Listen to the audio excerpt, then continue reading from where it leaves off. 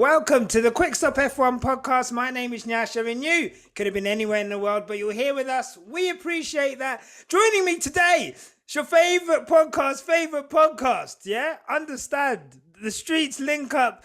We tried to do this episode. I feel like every time I try and link up with you, man, something goes wrong, right? Either I have a mad cold /flu/COVID, coughing all up in the microphone, or we have some technical difficulties. There's like a lost episode with these two.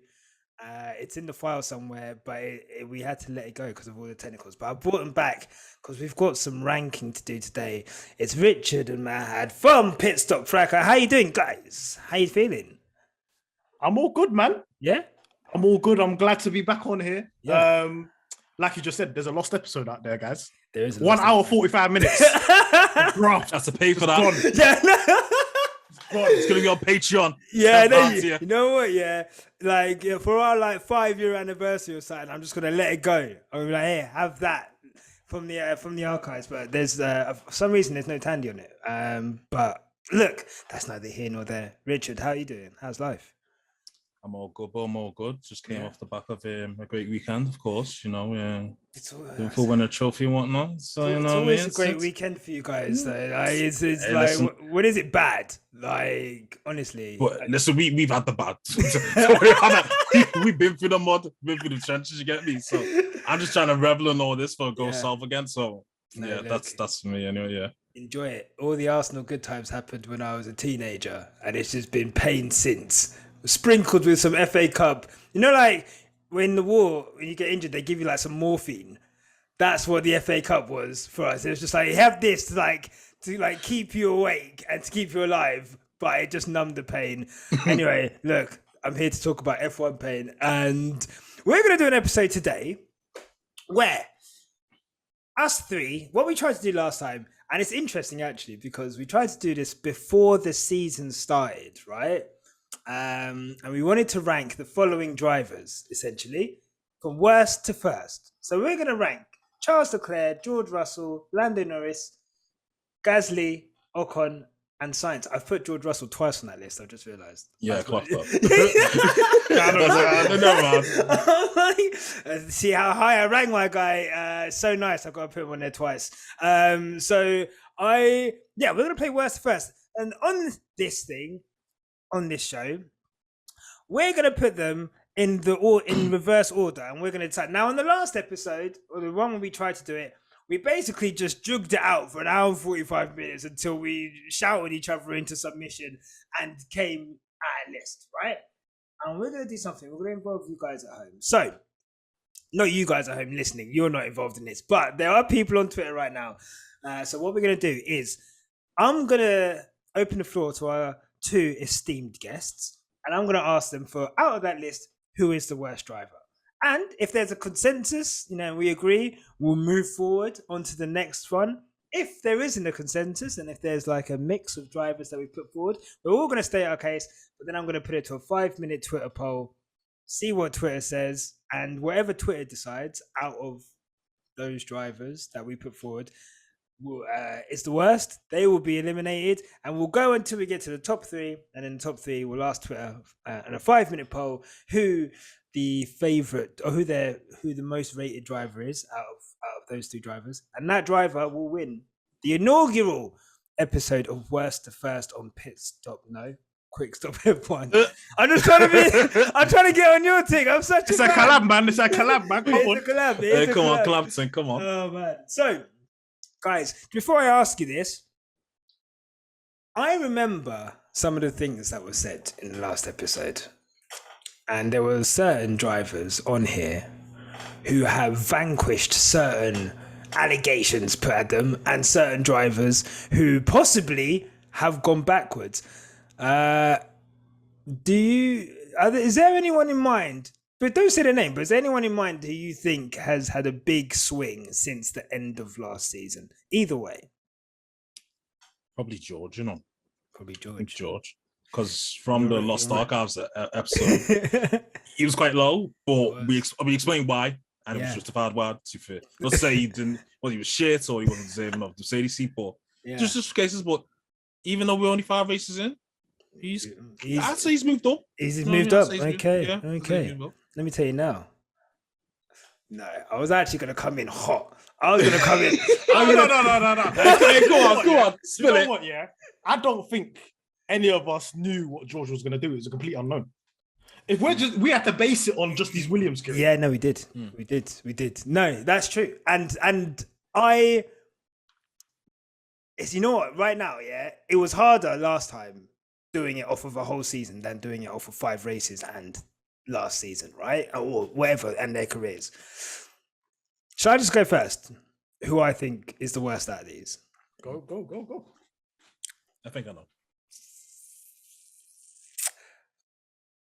I'm gonna say Esteban Ocon still. I'm gonna say Esteban Ocon. Now look, I think Esteban Ocon might have been bottom last time, but before I think there was a consensus that this guy is definitely bottom. I think Alonso had a better season than him off the back of last season, and he'd just come back. No, he'd had a and who's his teammate? Was he with Ricardo? No. Yeah, he was with Ricardo. Yeah, it's with Ricardo, right? And I think Ricardo, and obviously that was his season back. So I understand he's doing a lot better now. I don't know why. On our podcast, every time I get Tommy and Tandy on, right, Esteban Ocon does something well, and they're just like, no, he's no good. And I'm like, whoa, I mean, where's that he come from? But I think out of this list, he's doing well this season, and I think on points, obviously, he's doing better than Alonso. I do think that is a false image. As much as I hate to say it, I think Alonso's had some bad luck, and I think that could be very different. But you got to be in it to win it. But I think Esteban Ocon, unfortunately for me, out of that list, look, we've got. I mean, look, there's certain men that have won races on there. There's certain men that have consistently beaten teammates on there. For me, Esteban, a lot of promise, but not up there yet for me. Do you guys agree? You know what? I think you got to beat your teammate, man. Has he even beaten a teammate in Formula 1? I don't think he has. No, that's the criteria, isn't it? I really think that's the first rule in Formula 1: beat your teammate. If you can't do that, that's a problem. And I think, especially at the beginning of his career, I think he did well. For debut season, he did well. I think he finished like 8th for the championship or something like that. And it looked promising, but it kind of like petered off. And I don't know whether that's just due to the cars he was in or the situations he was in. It was very difficult, especially when he was with Perez Racing Point. Yeah. And then he's come back and then Ricardo smoked him. Yeah. And we're kind of looking at what Ricardo is right now. And it's looking funny in the light. It's like, yo, man. But he just come off that. Then the next season he lost to Fernando, who just come off retirement. Off retirement as well. So it's looking a bit iffy now. Like you just said, it is a bit of a false image. Where his position is now, I think he really needs to beat Fernando this season to have any. I think, do you know what? It's okay to be a middle of the road driver. Okay. This is my thing. I don't think he's the guy that's going to win a championship one day compared to other people that might be on this list or be a multiple race winner. I don't think he's that guy. Do you think he's going to add to the race win that he got last season? Because you know what? Some people will say there's certain man on this list who not only have had technically a race-winning car because the car that they're in has won a race, or they're just in the top team, but they've not won races. But Esteban Ocon has had a pretty much flag to flag victory, basically. He lucked into that position in Hungary, but he had to lead the whole race pretty much. Just fend off a 4-time world champion. If I'm going to hype up Vettel, I might as well do it to No, let's not do this. I feel nasty. Don't do that. Shut up, Mahad. Vettel. I don't want to hear that. Hey, he's only saying it because of Sandro Alonso. I know, but would you call that a false image win? I don't know, Richard. Would you call that? Half the grid was missing. Would you call that a false image win? Do you know what? Yeah, it's funny because the circumstances was obviously put in was false equivalence. But to him actually win the race wasn't, because he still had to hold off at the time, slightly slower car. You can argue maybe a better driver, to be fair. A more experienced driver in those scenarios, to be fair. It's hard to do that because there was opportunities where Seb was trying to try the overtake and then Ocon sort of like cut him off sort of way. Yes. In a way. So, and he had to do that for like 40 odd laps or something, to be fair. And he's never been in that scenario before, to be fair. So he's just learning on the job. You know, and he didn't like make any mistakes or lock-ups or anything, to be fair. So fair play to him. You know, maybe he's a bit better than what we give him credit for, because if he was quite meaty, he would have bottled that win, surely, and I said would have went past him. Because we've seen, you know, other drivers bottle wins in certain scenarios. Isn't this? You know, we'll get to that. but with him, you know, he's got pedigree. I mean, he beat Max in F3, so there's obviously something about him. But I don't think he's not shit, but he's not in that category of elite / very good. He's not in that bracket. He's kind of like in the middle, like Lofton, which is fine. It's okay. Like, you know, you'll get drivers like that who loft in the middle. So I'll give him some credit for his win, even though the key to that win was actually Alonso holding up Lewis, to be fair. Yeah. But if that doesn't happen, he probably gets overtaken. But he starts to hold off a 4-time world champion. So I'll give him some credit mixed with some luck. Okay. So I never actually asked you who your worst. Do you agree with both of us that Ocon is the worst one out of those two? Yes, that's it. Fair play. I agree as well. I agree. I put Ocon there. And I just want to say this. How many times in Ocon's career have you said, oh my days, Ocon did a madness? Wow. Has he said it multiple times? Not multiple. He had a good result in Saudi Arabia last year. And you know what? No? What was it? Was it Sakir 2020? When he got a random P2? Yeah. That was. And where everyone was like, hang on. Look, no one ever remembers, like, you know, Ocon and Stroll getting them podiums, isn't it? It's always about Checo. But you got P2. P2. Yeah. So nearly got the podium in Saudi Arabia. Obviously, last week went from P20 to P8. Yeah. I mean, it's a good performance. I feel like there's a lot of safety car tax in a lot of this, but I mean, you've got to get that. You've got to get that luck to get that. But you're right. But then also, I mean, I'm looking at this list. You have to compare it with the other people. Have they done a madness? How many times have they done it? There's someone on this list, I don't know, man. I might even put him next. I'm not even going to lie to you. Do we agree that Ocon's last, though? Ocon's last, 100%. Yeah. Ocon's last. I want to say also, though, very nice story. Like, humble upbringing, getting to Formula One, working hard. I think it's a bit like, it's quite sad, like the story about him and Gasly being friends. Like, he was friends with all them French drivers, but then they all fell out, probably because they were all trying to get to the same seats and whatever. And like, hit like Gasly, Leclerc, and all them man are like quite friendly with each other, but Ocon's like on the outside of that. But he seems like a lovely guy, very, very lovely guy. But last, after you, Richard. Oh, sorry, no, I was going to say it's funny because I'm trying to make it hard to cut in. I'm not good at this podcast and shit. Now, I was going to say it's funny because, ironically, Ocon is the one who put Gasly on to go kart because Gasly wants to be a fuzzy player. Oh, really? But it was because Gasly borrowed Ocon's kart. Gasly's like, oh, I like this kart and shit. Oh. And then he kind of like got into it. Then they became best mates for a while.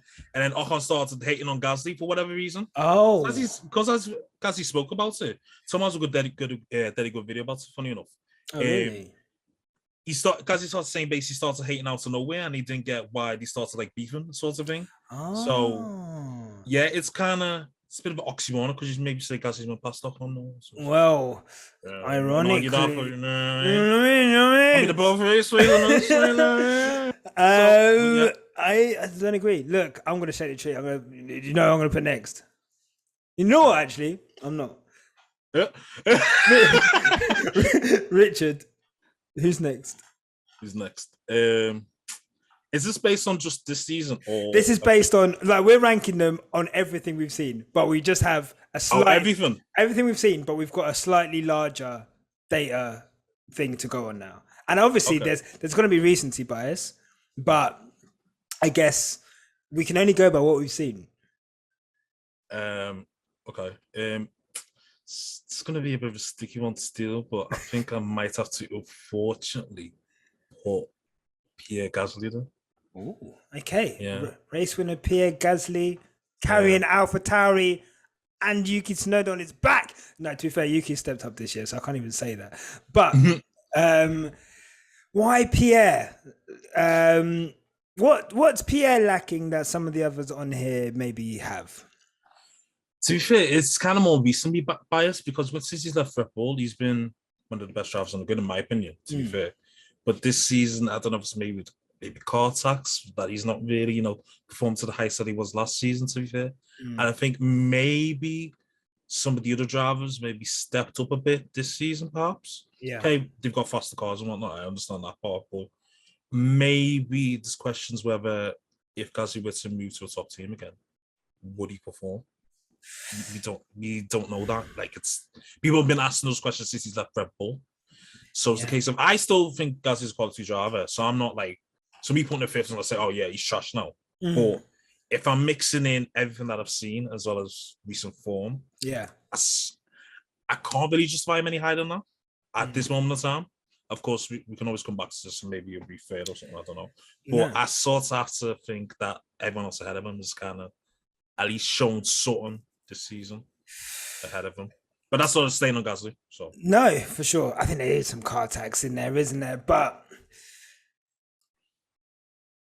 he's not hit the heights of last season. I think there's been some unreliability as well. Obviously, there was Bahrain. There was some unreliability. Was that his engine that went kaput? Bahrain, yeah. Bahrain.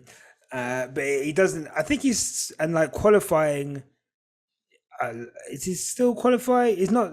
I mean, he's had the odd performance, but I don't think he's qualifying with that consistency that we were seeing him qualify with last season. With the fifth place was his. No matter what was going on around him. Mahad, do you agree, or do you have another driver? I didn't. Let me just double check this. I did not put Gasly there. I put Carlos Sainz. The reason I put Carlos Sainz, the reason I put Carlos Sainz is, and I remember saying this on the Forgotten Pod. I said, this guy ain't all that. And Charles Leclerc lost him. So what does that say about Charles Leclerc? Because he ain't all that. And then it's come to fruition now that he really ain't that guy. Let me tell you now, it's shit's disappointing. I'm so disappointed in Carlos Sainz. I can't even describe it. It's been a bit of bad luck as well, there mixed in, to be fair. Ricardo tax as well. There's been a bit of that, but I guess that is that issue. There is a Ricardo tax, but did you not have an incident in practice? Why does he keep dropping it? He did. He's dropping the car a lot. You can't. The thing is, you could drop a Ferrari. No, you could drop you might be able to drop a McLaren. No offense. You might be. I am offended, but carry on. No offense. You might be able to but when you're in a midfield team, which McLaren have done well to bring themselves back up to the fourth best team on the grid, basically from where they were. When you're in a Ferrari, you cannot be dropping that car. You are not Seb Vettel, okay? It's not that time, okay? It is embarrassing. It is embarrassing. And I guess, you know what? It's equally embarrassing when Leclerc does it. But at least Leclerc, there's a balance of he's winning races and he's out the front and he's at least, he's like 0.2 a lap quicker than Sainz at points, right? So at least in that sense, I can understand it. No, I could forgive it with Leclerc. Sainz, look, there was a lot of people hyping my man for beating Leclerc last year. A lot of people are saying this is his year. They've got a car that's capable of winning the title now. And this guy has absolutely fucked himself into being a second driver for the rest of the year. I can't see anything else. Let me break this down, because I broke it down before. I need to break it down again for people to understand. Break it down. So last season, so let me talk about the story of Sainz. Sainz used to drop it a lot at McLaren. I'm a McLaren fan. I observed this guy. I weren't shedding tears when he left us. Okay. Let me just say that. he went to Ferrari. He's gone there, brand new team. Leclerc's there, and he's matching Leclerc. He's beating him in points. Most people saw that as, oh, Sainz is really that guy, or Sainz is really underrated. Look what he's doing. I saw it as, Leclerc, you're supposed to be up there. Why are you losing to Sainz, bro? What's going on? Yeah. That's how I saw it. Wasn't there some reliability tax on that? Because Leclerc, but at the end of the day, no, do you know what? At the end of the day, when you're top, when you're supposed to be a top guy, like, you don't lose your teammate points, especially a guy that's not all that. Yeah. And that's kind of like, we've seen it as well previously, because we saw Leclerc go into Vettel's team and deal with Vettel. And I was like, yo, Vettel, what's going on here? Why are you losing to Leclerc? Was Vettel really that guy? Or was Leclerc really that? Or did Leclerc just beat a subpar Vettel at that time? Okay. So he's beaten he's beaten a subpar teammate to death. He's gone to Aston Martin now. He's disappeared. Yeah. Relax. Now Sainz is coming. Hey, that was a mauling. Let's be honest here. It was a mauling. Mauling? Well, Leclerc and Vettel. Rocket ship tax. But they both had the rocket ship. They both had the rocket ship, bro. Well, maybe his was more rockety ship. How many pole positions did he put on his head? 7. He got more than Lewis. So why did he put that on 7? I mean, I can't. Lewis as well. Same car. Is it? We don't know. Ferrari's a bit dodgy. But what we're seeing now is, okay, now we've got back to Ferrari in a race-winning car. You see the levels now. You see that you have to be a certain type of consistent when the spotlight's on you. The sport's different. The sport's different when you're at the top. And you're supposed to be winning races and slapping it on pole. So when you're in the midfield and being ignored, and then the camera flashes to you maybe like 3 times a race. When the camera's on you the whole time, and you're dropping it in practice sessions, and you're having a bad start and then losing your head in Australia and just binning it in the gravel. That was bad. You can't do these things at a top team. That was bad. Rich, let me instigate. Why is Sainz better than Gasly? Well, I think I'm the original. I think I put Gasly ahead of Sainz. Funny enough. Yeah. So it's a bit of sticky one still. I mean, to be fair, there is a lot of car tax in both rankings. I think ability-wise, there's probably not a lot between them, to be fair, in the grand scheme of things. But if we're doing it on race form and car tax, the only positive to say about Sainz this season is that every race he has finished, he's finished on the podium. So, he does have that record at least to go off. He did all off Checo for a good 10 laps, who's, you may argue was in the faster car. Some may not argue that. There's that random 30 brake horsepower that they're claiming that was lost, but I can't quantify that. I don't believe them. You can't. 30 brake horsepower is a lot. I'm not gonna lie. I feel like 30 brake horsepower is. Are we talking about Perez? Perez, yeah. Bro, he literally like dropped 8 seconds in like 4 laps. Yeah. And I was like, what the hell? And to be fair, that part I believe, but when they sorted it out, they're like he was running around the rest of the race with 30 brake horsepower less. But you know what? I'm just inclined to not believe a fucking word Horner says. So like he could tell me that the sun is hot, and I'd be like, "You're lying, motherfucker." We are witnessing a lie-off between Ferrari and Red Bull. The 2 ultimate liars. Ferrari and it's just capping between both of the camps. Ferrari will cap about something, Red Bull will cap about something. But there's going to be there's not a semblance of truth between any of the reports from both of them.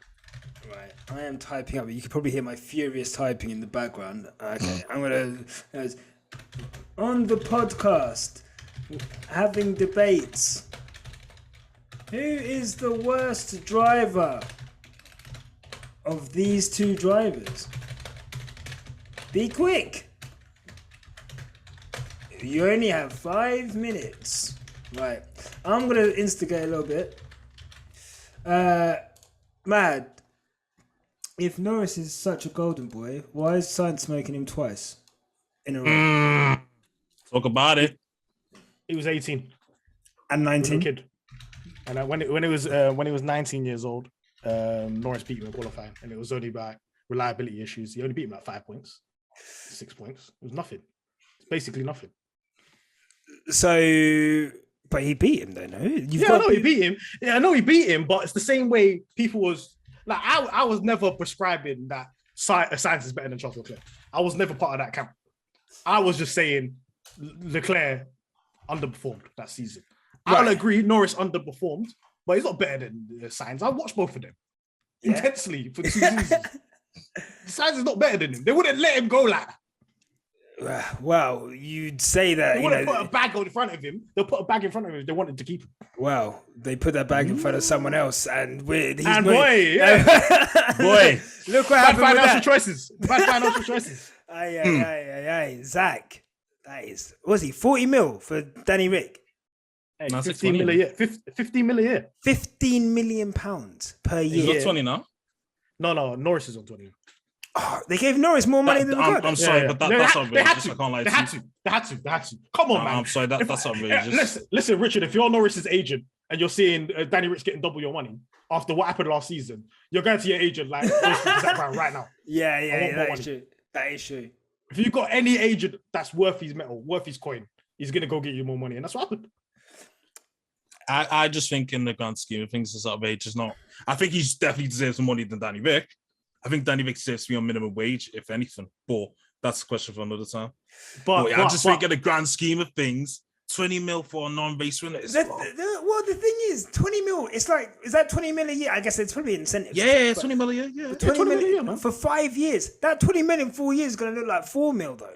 So did he sign a bad contract? It locked him in for time, and there's no get-out clauses, either side. That is which is crazy. crazy. That is crazy. Right. Even Max has that clause, I think. Yeah, used to. Max has always been always had a clause to be like, yeah, if this. I remember. Seb did as well. Yeah, Seb had the same thing. That's how he moves to Ferrari, isn't it? Yeah. So I think like 2018, they were saying about Max, like, because that season when their engines were just going kaput every 2 minutes, and I remember it was coming up to Spa, and it was like, if Red Bull aren't in third place in the constructors or something like that by the summer break, then like it could trigger his release clause. And they kept, obviously, when something like that gets leaked to the press, then obviously it's in there. Like, it's not something that people would just make up. So it's interesting that Max, I reckon even in this one, he's probably got a fucking release clause. 100% he's got one. Where would he go, though? Who the fuck is going to take Max? I mean, honestly, like, where can Max Verstappen go? He's been twig for a good 8-9 years, you know. Yeah, you remember that. Yeah, he's been twig for a long time. He sees him as the Lewis replacement. Do you reckon? Low key. Hey, the way Toto talks about Max is a bit weird. I'm not gonna lie to you. The way Toto talks about anyone is weird. The guy, stop talking. I'm tired of this guy. You know what he is? You know when you're winning, Toto sounds like such a don. He's like, he's got everything screwed on. The no blame culture. No, it's time to start blaming people, Toto. And it's time for you to stop talking every 2 minutes. It's like, he doesn't know. You know that meme was like, he doesn't know whether he's Muslim or Christian. Like, 1 minute, we're fixing the car for this year. The next minute, now we've given up. It's all about next year. Like, I can't deal with it. Do you hear what my man said in Miami? You're like, practice session, we found the fast button and we turned it on. Qualifying session, next thing. Where's the button, Toto? Where's the button? Talk to me. Where's this button?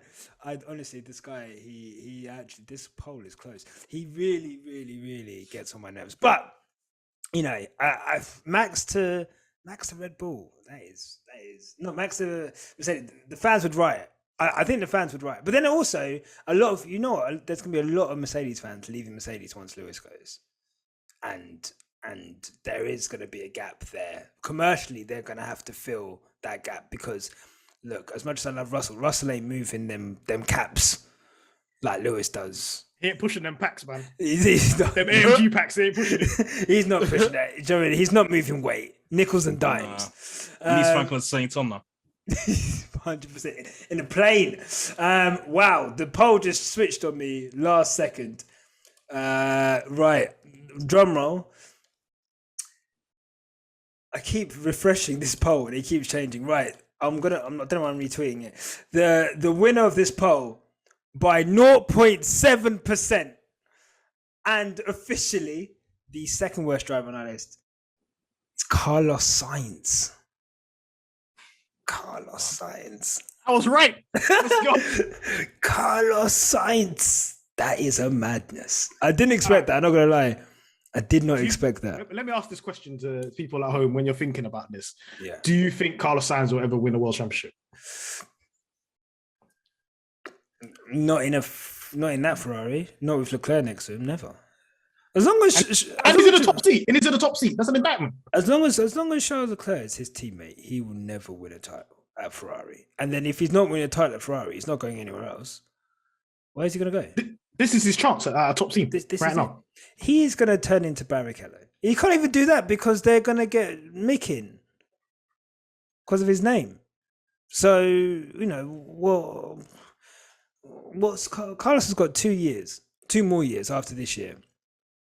And you better hope. He's going to be like Bottas. He's got to start. What he's got to do, he's got to start the season well. He's got to win the opening race or something and get some momentum and then, try and build from there. What he's done this season is like textbook what not to do in a title-winning car, to be honest. That's what I've got to say on that. I don't know. Richard, do you reckon he's going to win a title? I mean, we've seen stranger circumstances happen, but I mean, it'll have to depend if he does a Rosberg per se, to be fair. Well, how likely is that going to happen? Especially if they're trying to groom Mick into the seat in the next 2-3 years. So probably he needs to just end up like Jenson Button, just end up at a random team and then regs change and then they randomly have the fastest car and then he just crashes it for like half the season and it's I think that might have to be the thing, or he needs to unleash a new level that we've not seen before. That's it. I still think he's a quality driver. I just don't know if he's in the elite tier. That's the thing. It's up here. It's up here. I'm not sure if he's got it. Well, look, I might as well just put Gasly next last. I reckon we were putting Gasly next, or I was going to put Gasly next. Yeah. So let's put Gasly next. Okay. So, interestingly enough, we've got, I think those three will always kind of land in the bottom three in that order. And I think now we're going to get to the meat of this discussion because I think there is some discussion to be had. Leclerc, Norris, and Russell twice.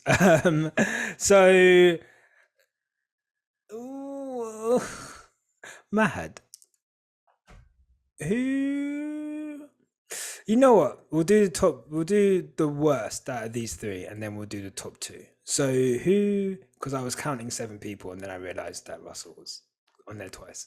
So, who out of those three is the next worst?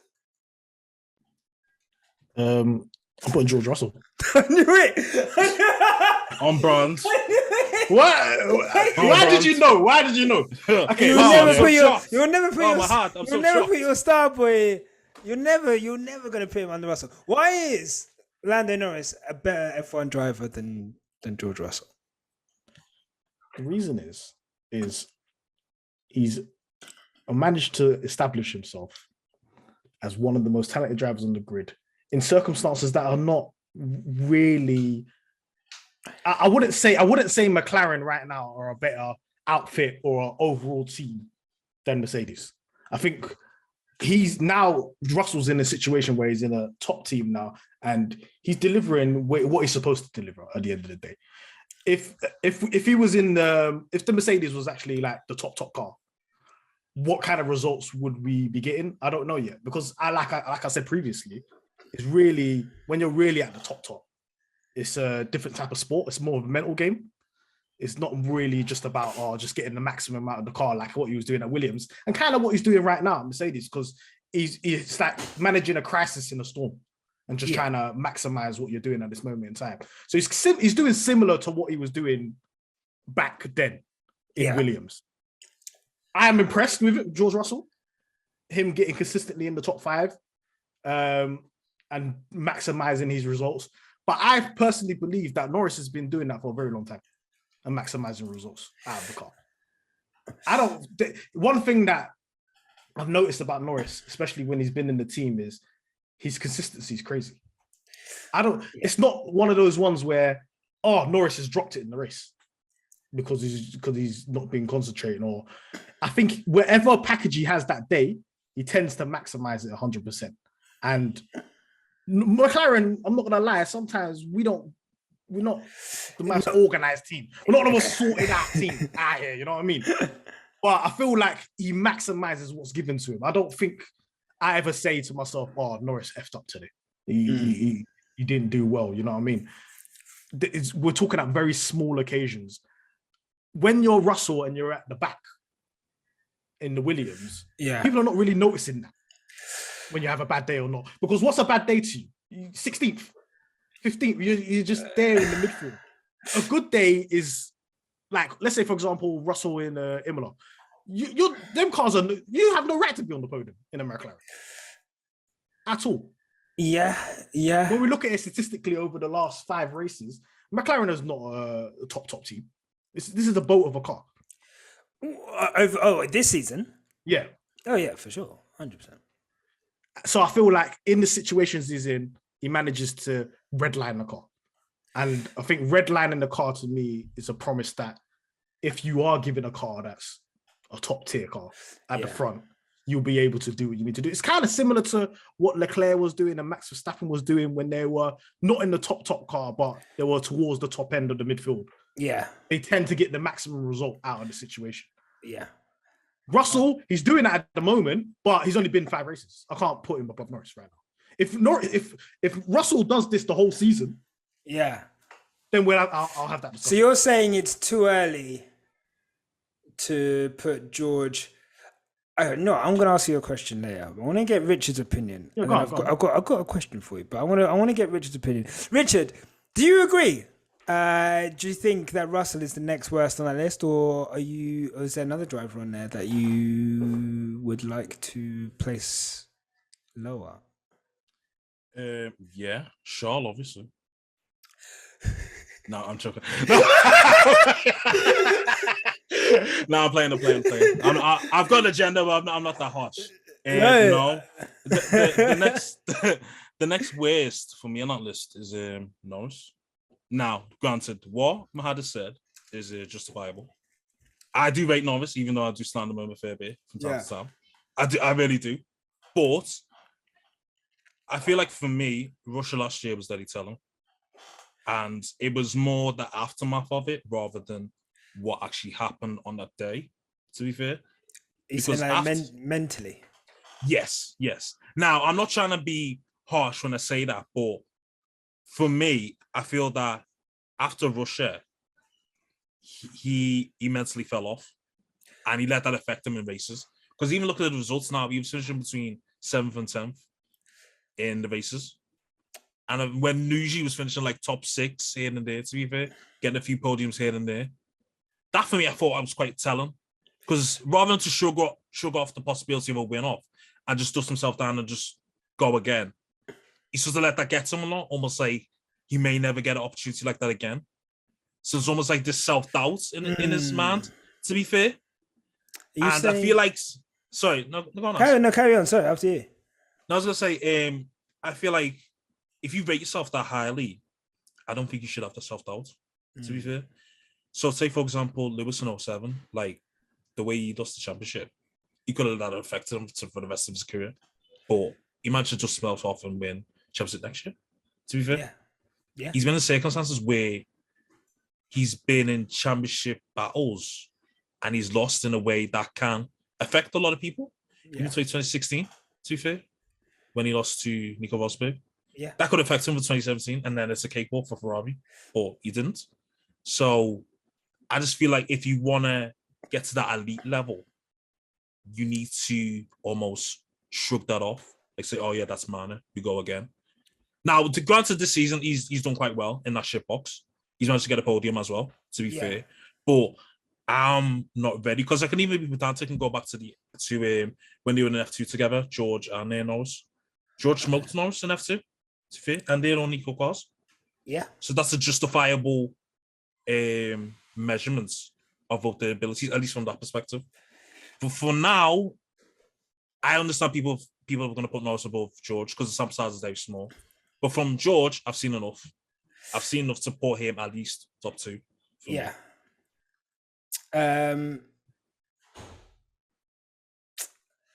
I'm so conflicted. I'm not going to lie to you. I'm so conflicted. I have fallen in love with George Russell. Let me tell you that right now. Yeah, I always knew George was great, and I think like I say, you just got to look at his junior career. I didn't the Williams stuff. There was always a question about his race pace because it was hard to gauge how good he was in races because that car would just go backwards.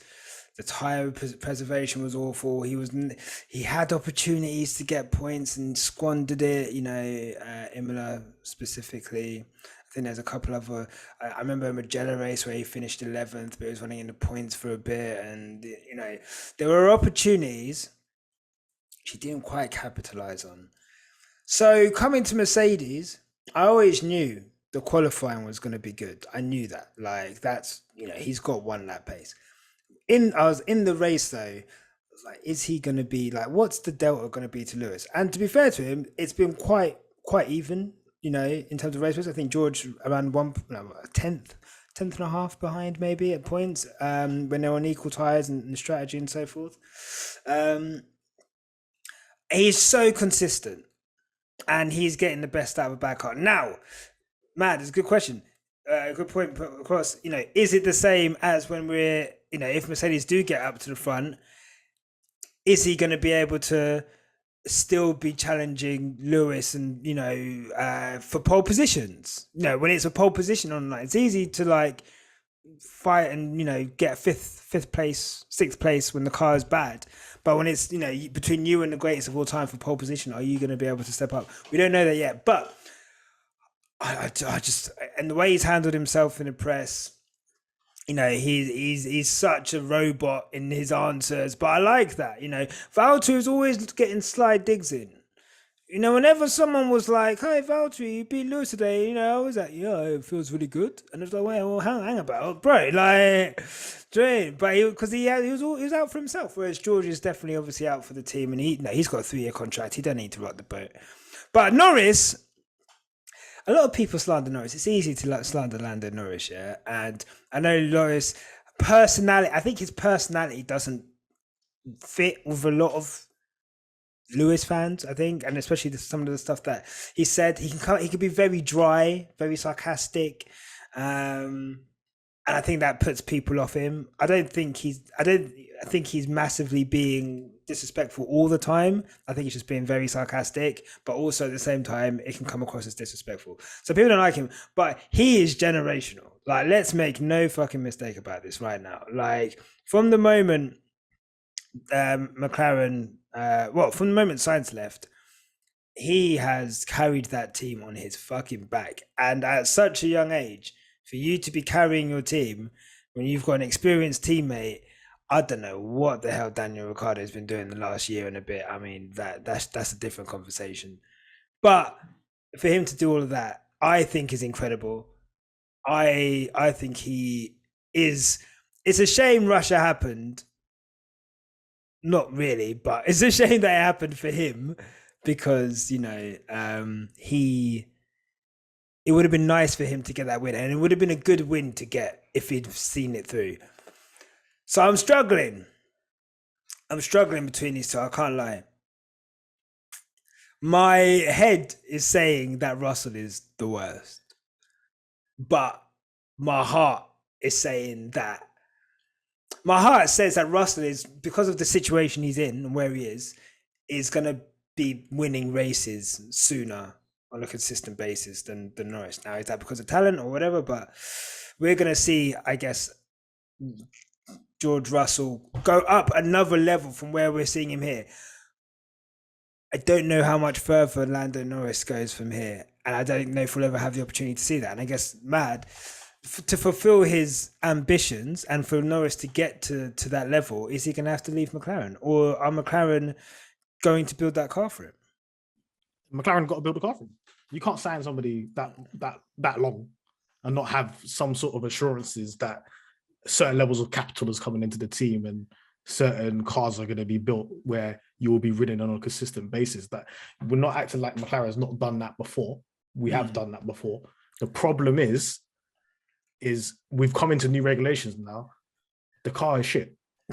So you might have to fire James Key because what's going on here? Because we shouldn't be that backwards. We should at least be on par with Mercedes. Considering where the car was, that's where Mercedes don't expect to be where they are right now. But that's where we should be in terms of, finishing your fourths and your fifths. And to be fair, the drivers are kind of dragging it out because the car is not good. Like, we've got a car that's good in quali pace. Yeah. But terrible in the race, which is really very strange that you got a car that can do quali, but you can't do the race. In terms of what he has to do, he'll leave. I think he will leave if the car is not a race-winning car consistently. If he can't get 4 or 5 wins, I think Red Bull want him, man. Helmut Marko talks a bit too much about him, I don't like it. It's making him uncomfortable. Max and... Helmut Marko loves this guy, He can't stop talking about Lando. Yeah. Max and Helmut Marko is like Arsene Wenger back in the day. You scout, man. You'd be looking at man like, I wanted to sign this guy. I need him.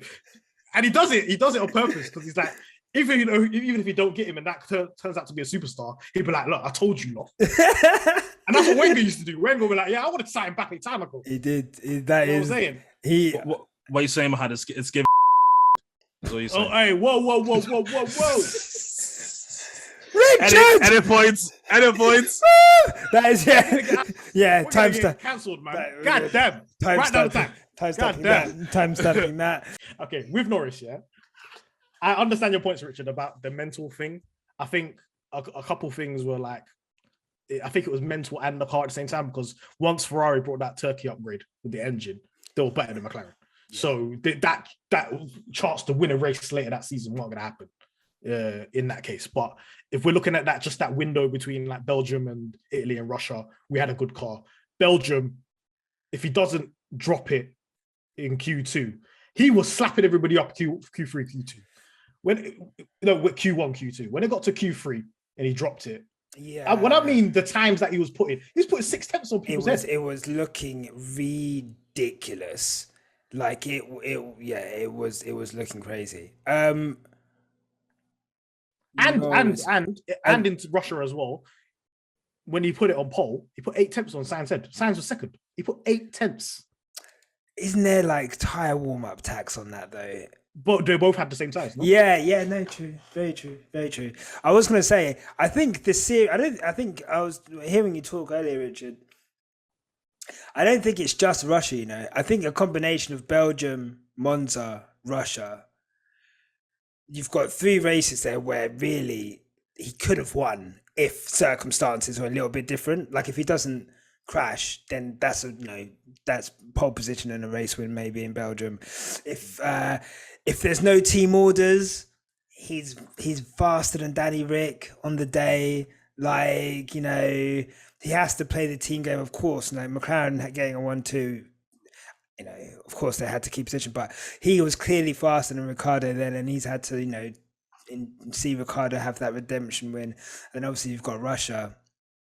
And Russia is Russia. We all know what happened there. So look, I'm gonna say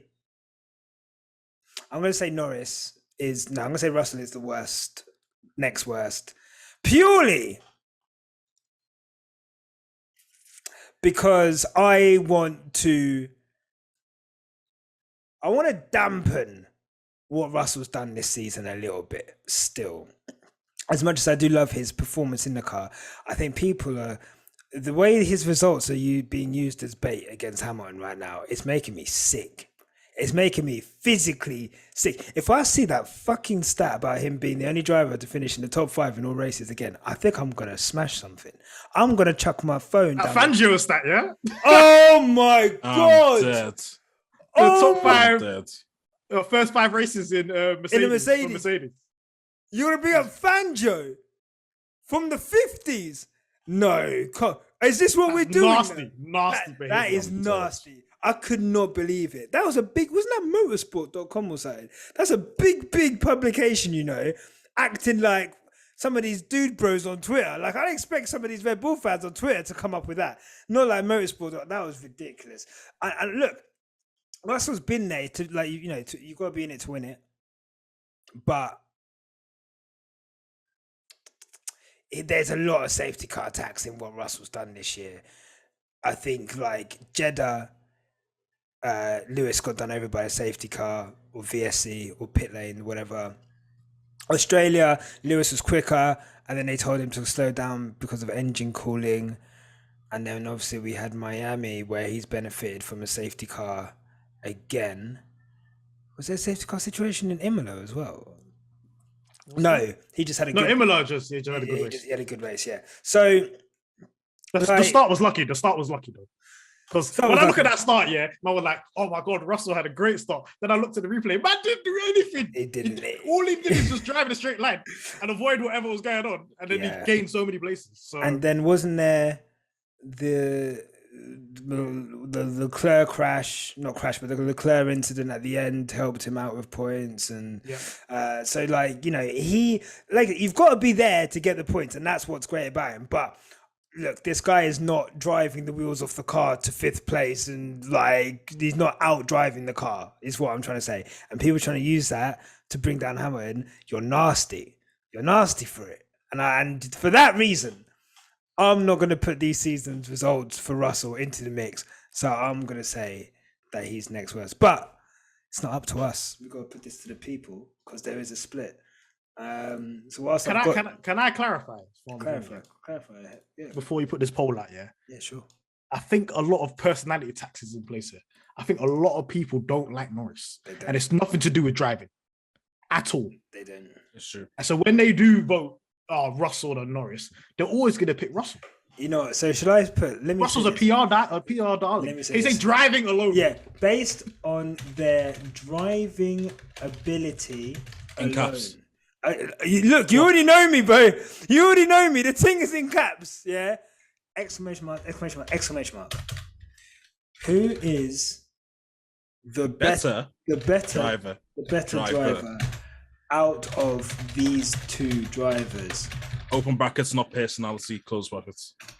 Open brackets, not personality. Close brackets. I literally typed close brackets. I'm gonna keep that in there. I call it this morning tax. Yeah. Isn't that supposed to help you, Peter? Yeah, do it. Polly and Phil, that's good for you, man. Nah, man, that's good for the housewives and all the people that are watching at home that ain't on Twitter. For the Twitter guys, they're like, what's he doing this morning? What's going on here?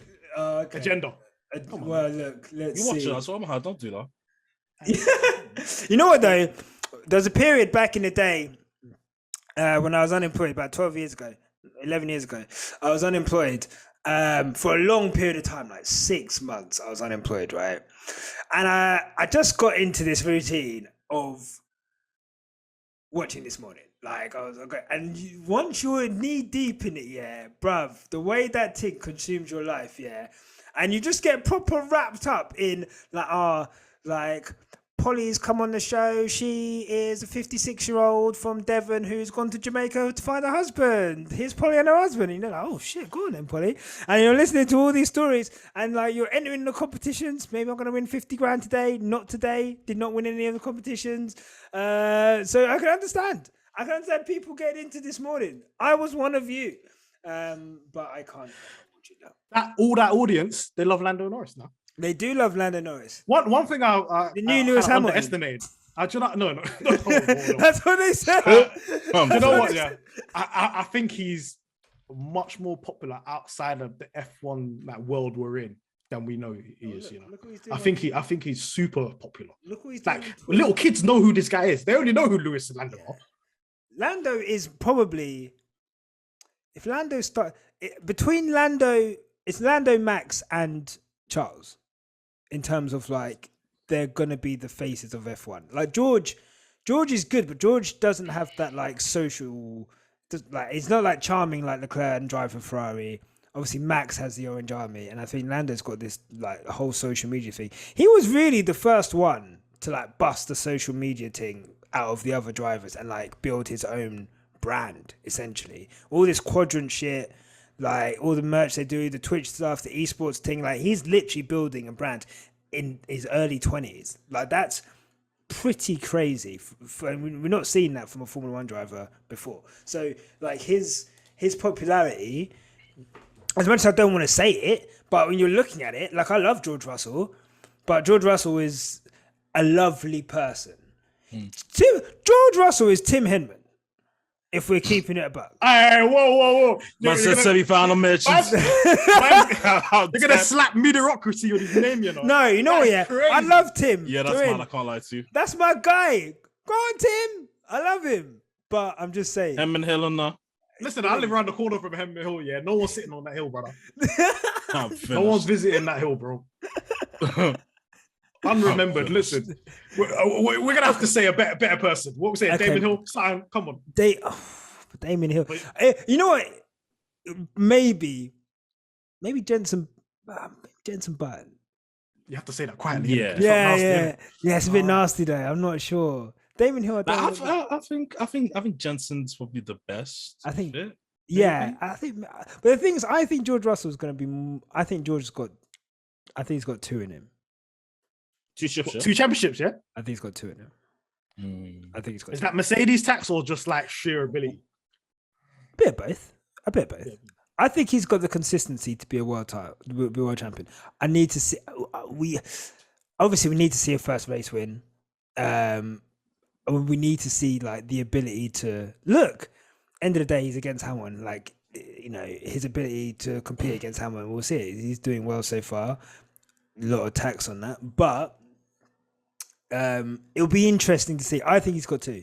Out of Norris and Russell, who wins more championships? Russell. I'm saying Norris. That's just sheer blind faith in McLaren. Yeah. But if he does go to another team, I think it's going to get, when it gets to the point where whoever the team that's winning at the time, like just picks him up. That happens sometimes in Formula One where like whoever's dominating at the time just picks up a driver and then they benefit from being at a top team. I think that's what's going to kind of happen with Norris. You have to remember how young Norris is as well compared to the rest of these guys. Yeah, he's like 2 years younger than them. He's got a bit more time, and I don't know. It's so difficult to predict this Formula One stuff because of how team dependent it is. Because if your team goes the way your team can go down the shitter when you're on top, it's crazy. Hey, look, it's tight for Mercedes right now. I'm not even going to lie to you. Yeah, it is tight for Mercedes. Like. By the way, Charles Leclerc seems to have won this, by the way. York. I feel sick. York. Congratulations. Let me just say this as well. Charles Leclerc was not even top 3, I want to say, last time. I think you don't. Yeah, he was fourth. He was fourth. Yeah. I put him 3rd because I thought he was better than Sainz, but certain man thought Sainz was better than it. I'm what? Get how you live.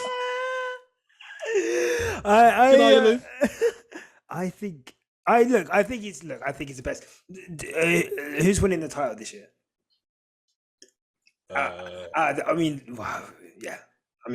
Unless Mercedes pull out a fucking joint, whatever. But Max. I'm saying Max as well. And the reason I say Max, he got that dog in him, and I don't know if Charles has got that dog in him. The problem. This poll is hilarious. Hey, look how they massacred my boy. I already know they massacred my boy. Your boy got craft. Because I did this poll on the Pitstop account and I got absolutely fried. This poll is looking at dick and balls, bro. Hey, yo. Oh my God. What the fuck? No, the discrepancy in these numbers is crazy. Listen. I've resorted to the point. I've got to the point now when it comes to this Russell and Norris debate. I've come to the point where my response is, I'll be back. I have to just mentally note stuff I'll come back in a couple of years. I can't even do anything right now. Oh, that is. I am watching it closely though, because if somehow, some way, Norris gets more points than Russell, I'm coming for everybody. When this year? This year, if that happens in some random scenario where somehow Norris gets more points than him, I'm coming for everybody. I don't think I'm going to be an absolute menace. I don't think McLaren have got that. He's going to run like his pack as well. Do you think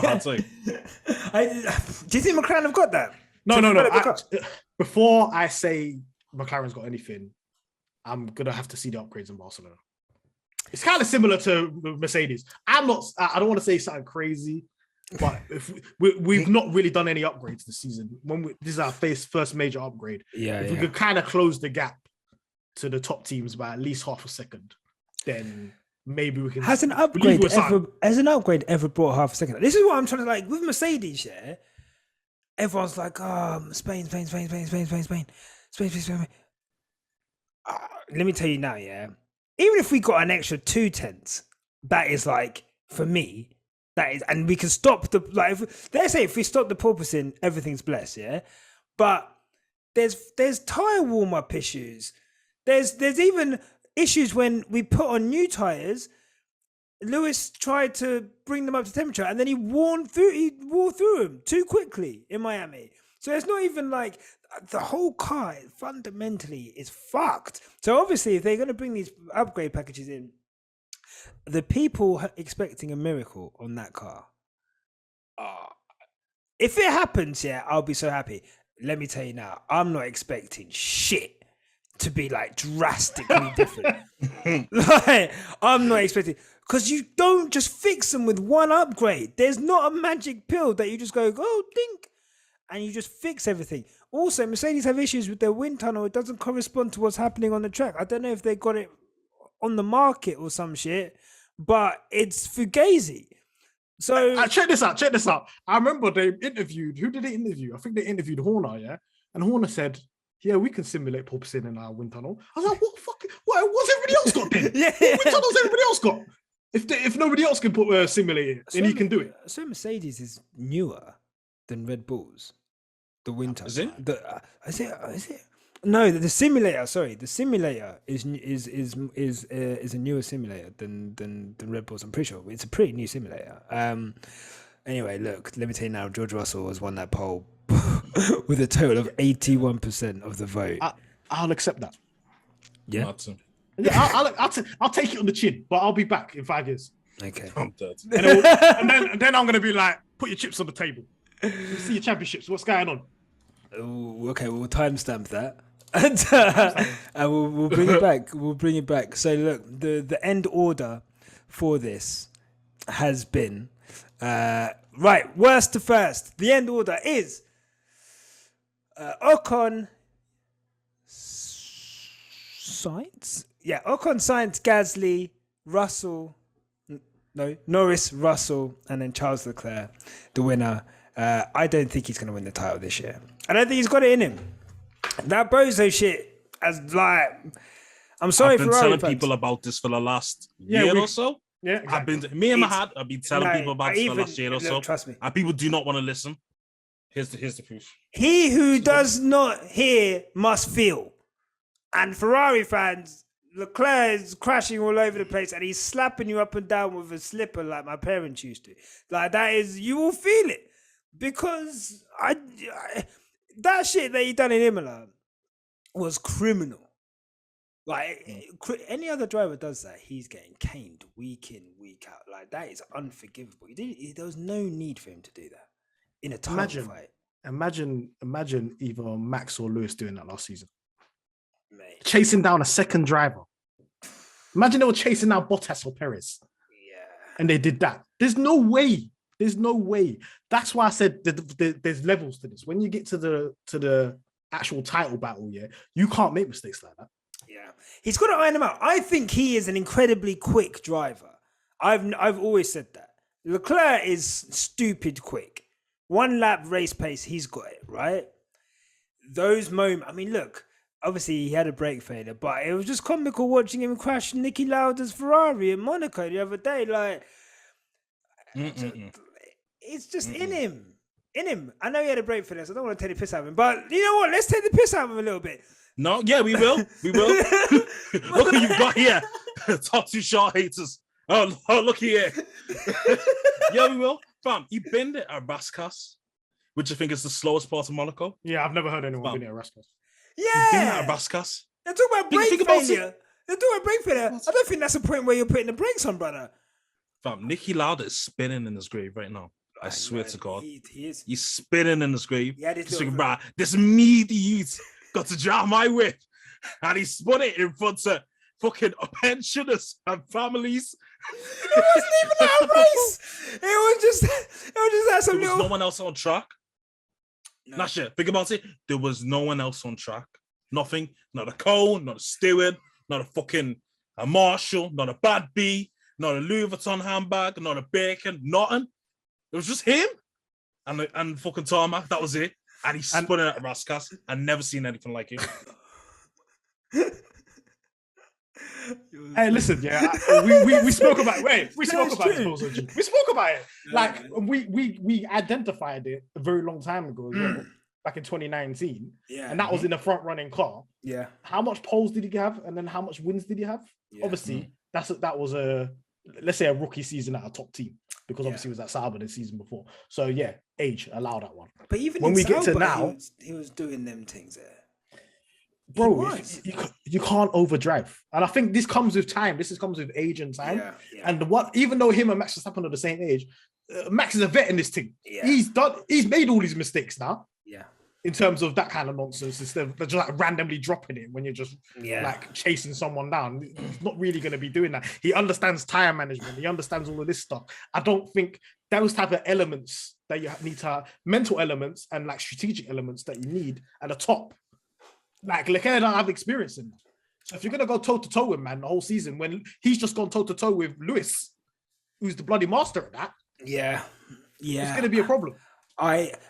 It's scary because now I think he's added in tire preservation into his armory now, because the way that he's, in the sprint race in Imola, and he saved the tires so he could attack Leclerc later, and even in Miami, I think the Ferrari's just not as good on the tires as the Red Bull for sure, but he is like a robot. Like, and it felt like that last year. I'm not even gonna lie. Like, I'll openly say it. Last year, it was just like this guy. If he's not out of the race, he was first or second. Do you know how mad that is? Like, since 2020 something. Like, he's been doing it for ages. It's ridiculous. It is ridiculous. Like, and then this season, like, look, still praying on his downfall, but those prayers are not being heard right now. Like, but God was like, fuck. Nah. It's enough. He said, "Yo, just God was like, oh, did you say Paris? All right, let's do it. You know what I mean? It was like Lewis. Oh, okay. I just can't believe it. Like, it's just I think unless something dramatic happens, and hopefully this upgrade does a lot, and Mercedes can get closer to the front. So I think all Lewis needs is a chance. And if there's a chance, then maybe he could do something. But it's tight. It's tight. Look, quickly, guys. PitstopFracas. You're in your second year now. How are you finding sophomore album year? As black F1 content creators, is it easier? I guess have you set? What would you like? I guess what would you like PitstopFracas to become? Because I know, Mad, I've seen you talk about it a couple of times, Richard as well. Like, you guys always kind of throwing out ideas, and there's a lot of you as well. So there's power in a collective. But like, what would you like PitstopFracas to like turn into? I guess. I think we need to. I think initially, starting wise, like, it's kind of like a weird space because there's not many people that speak like you, look like you, in that space, and a lot of the content that's created is very serious and very emotive, like emotional driven. You know what I mean? Yeah. And what we wanted to do is kind of bring a different flavor to it, bring like analysis, but mixed with kind of laid back, because at the end of the day, sports is never that deep. But people do take it that deep. So we kind of want to provide that lightheartedness balance. You don't want you don't want to be on the train listening to a podcast and then it sounded like Newsnight. You know what I'm saying? No. I do know what you're saying. You're correct. Yeah. Yeah, and that's the vibe we don't want to give off. So I think initially there's a lot of us. I love everybody here that we're working with, and we're trying to create something which is totally unique within the F1 content space. And this year we're just trying to push the envelope, do things a little bit different, push things a little bit further. Obviously, as we get bigger, more haters, but when there's more of us, we care less. You know what I'm saying? It's not like I feel for you. I feel it's for you and Tandy because it's the pressure on your shoulders when that happens. It's only you two to deal with it. But me, I'll just look at their account and be like, "Oh yeah, next one deal with that." Now we'll just ignore it, and we really don't give a fuck. No, you don't. You don't, and I love that. I love that about you guys. You guys are like the filthy fellas of F1. Like, and I filthy fellas, those that know, is like a football. It's like an internet football show where like a group of 6 or 8 people anytime, all friends, basically talk about football, and they are absolutely hilarious. And they take the piss. They say some things which are, maybe not nice, but it makes great content. And I think you guys make excellent content. I guess, what's your guys' views on? I guess, Richard, what's your take on like F1 content space? I guess, like, do you watch a lot of F1 content, or is it just, I guess, you don't really see much out there for you, or I guess for you, like, what do you think of the F1 content space? To be fair, it is, I don't want to say oversaturated because that sounds harsh, because I feel like there's room for everyone at the end of the day, to be honest with you, no matter how big or how small you are, to be fair. But there has been a big explosion of F1 content creators in the last 2 and a bit years, to be fair, which is fair enough. F1 has blown up astronomically over the last few years. Yeah. Obviously taking over America and blah, blah, blah, and that sort of thing. And it's like, I feel like with us, the unique thing about us, you guys included, and on the chain, is that like we are, and I hate to say people of color, because I sound like I'm talking about fucking Dulux Paints in B&Q. I say people of color, like fucking it, we're all black in it, like, or brown, like fuck me. But let me say non-white. Yes. Black and brown people, non-white, non-white, I feel like with us, like, it's good that we can do the F1 content, but add our own flavor to it and be ourselves. We're not under like a corporate chain where we have to be like, monotone and be super serious, and we can't swear, we can't say this, can't say that. We're kind of just like flagging with it, and like obviously this is refreshing to a lot of people because obviously you've seen your team blow, you've seen our team, we're always rising as well, and it's like we're obviously doing something right if so many people are gravitating towards us. To be fair, there's a reason why you guys have 8,000 followers, reason why we guys have 3,000 followers, reason why we get so many listens. Of course, you're going to get, the hate, for example, when you done that Martin Brundle clip at Austin. Yeah. You guys were getting panned, but it was like, I don't think it was justified in the panning. It wasn't justified at all, but it kind of said, okay, maybe some people just don't get us per se. And that's okay. Yeah. Because one day they're going to have to get us. And that's just the way it is, isn't it? Do you know what I mean? If you if you take it like hip hop, for example, it's like, who's the biggest artist in the world? Drake, Kendrick, J. Cole. What do you have in common? Obviously, they're all black, they all do hip hop. There's little white kids out there that look up to these people.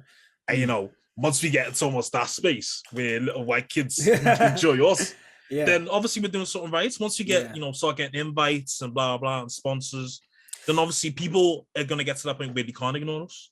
Like, no matter what, and we're gonna do it being ourselves. That's the main thing. Because if we end up sounding like, I don't know, Beyond the Grid or like fucking, I don't know, The Race or whatever. Not to take anything away from them, those guys. No. We start sounding like them, then we lose our sort of like appeal in a way. So I feel like, as I said, there's room for everyone, but I feel like when it comes to this F1 podcasting, I feel like we're climbing up the ladder quicker than others. To be fair, and rightfully so, because I said we have our own spin to it, we have our unique flavor to it, and we're unapologetically black. Yeah, like that's the key thing as well. Yeah. Like, Look, and I think that's what F1 needs. 100%. I remember last year, a couple of things. I remember last year, we were around this time last year, I think. And obviously at that point, we were only 2 months into doing this. And we tweeted something out. I can't remember, probably some Vettel slander, knowing me, like whatever.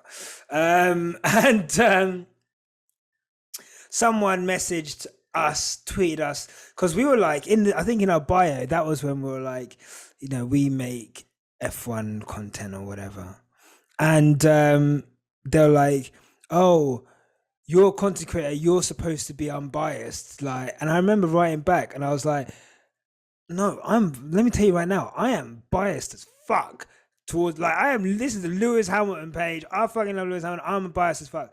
And that day was probably like one of the first days there we had like a really not viral tweet, but like we had people like really resonate with that and really like be like, oh my, yeah, yes, we love this. And I was like, oh wow, but people want more of this, of us. And because I think I came in, I was talking to a friend the other day and she was like, it's been really refreshing hearing you guys talk about being independent, because I think at one point when we started, you think, oh, maybe if we do talk a certain way, if we do act a certain way, maybe then we'll be able to collaborate with the big platforms and media companies and whatever. But there's actually strength in us being the way we are and us being black as fuck and of culture and you know, flagrant and funny, and because there is a space for that to be authentic, and that's all it is. We're just being authentic. This isn't an act.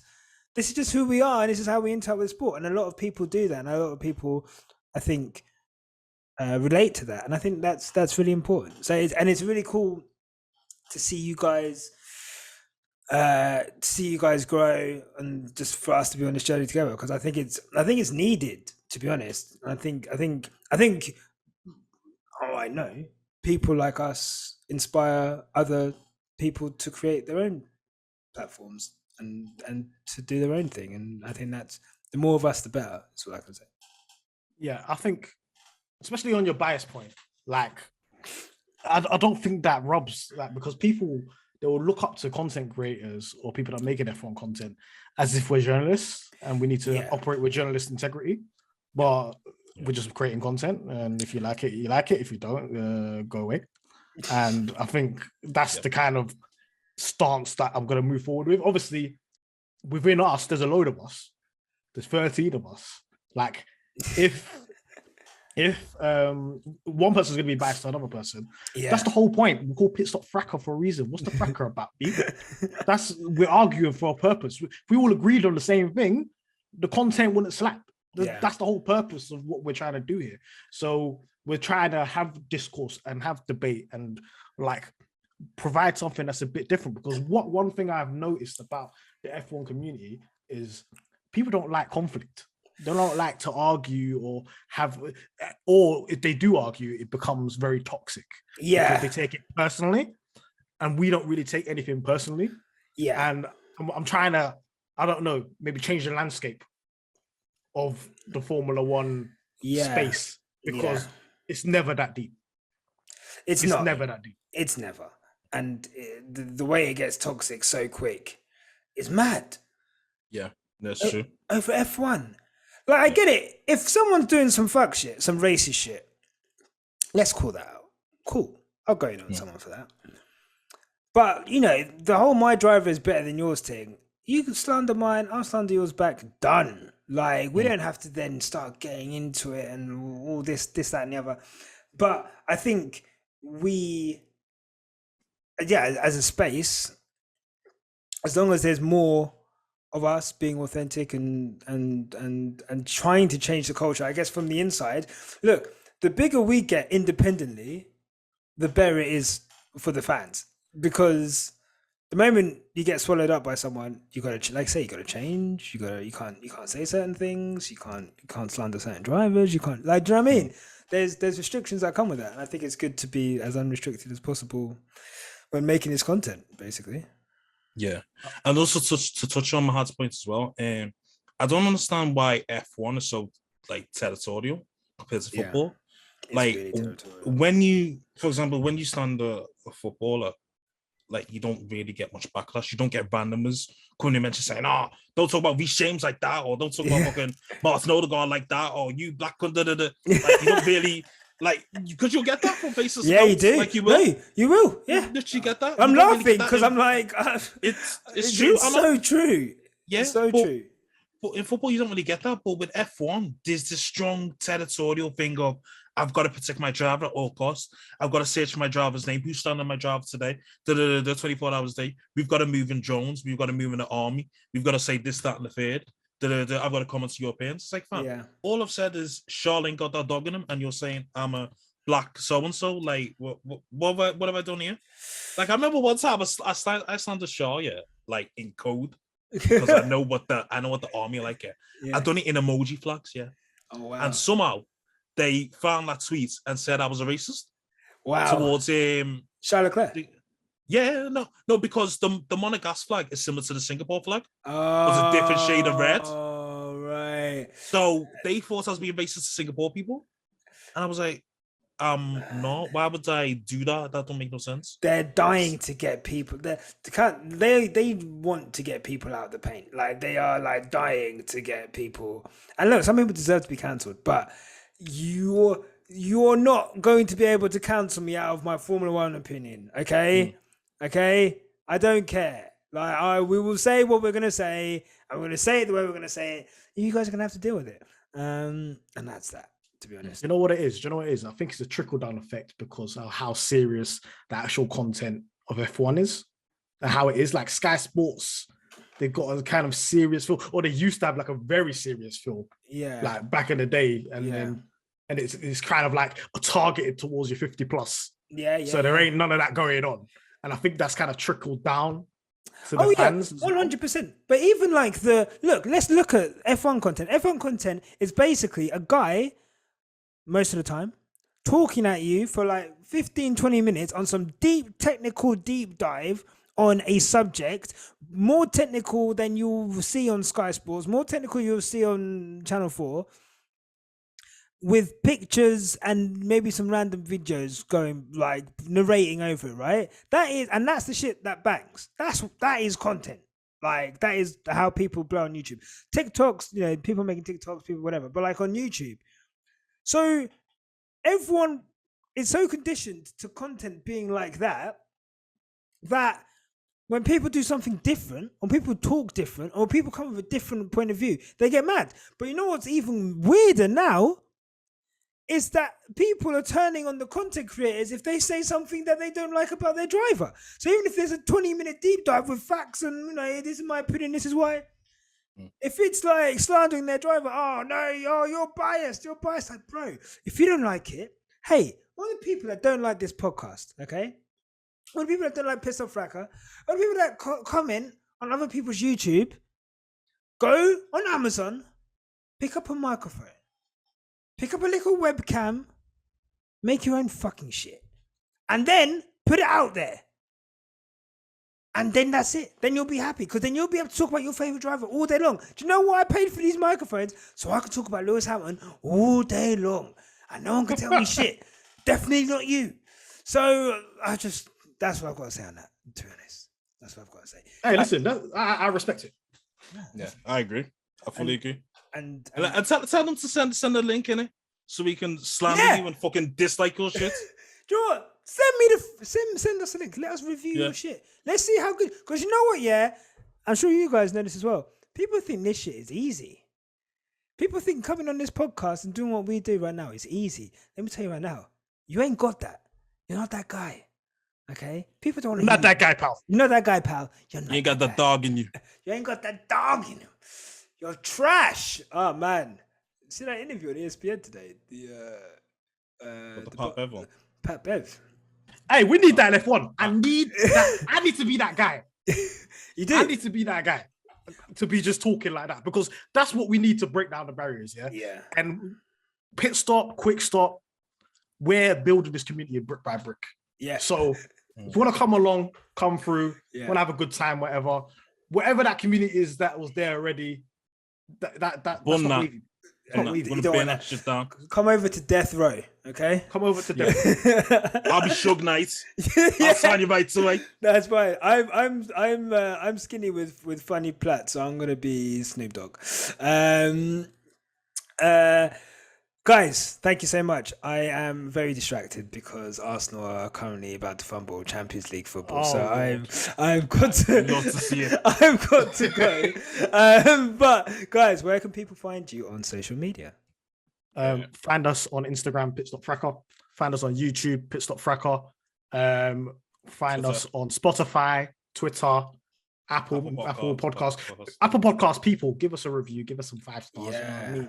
Help us push out. You know what I mean? Because we've got our own like feed now and everything like that. Yeah. That and Spotify as well, 5 stars. Exactly. Yes. Make sure you leave a review on Spotify. 5 star that. Yeah, thank you very much, guys, for coming on. Really appreciate that. Love that. Much appreciated. Guys, if you're watching this, make sure you're leaving a like and a comment. What's your order, actually, in the comments? Let me know your order out of all those drivers. I'll put a little pinned comment. Make sure you give me your order. Make sure you're subscribing. Share this. Share this with your mate.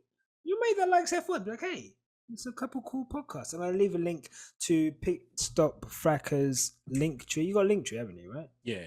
So I'll leave a link to the link tree, and you guys can go follow those guys. That's all from me. We're going to see you after the Barcelona Grand Prix. Mercedes upgrades. God save us. Oh my God. And until then, keep it on the black stuff. See you later.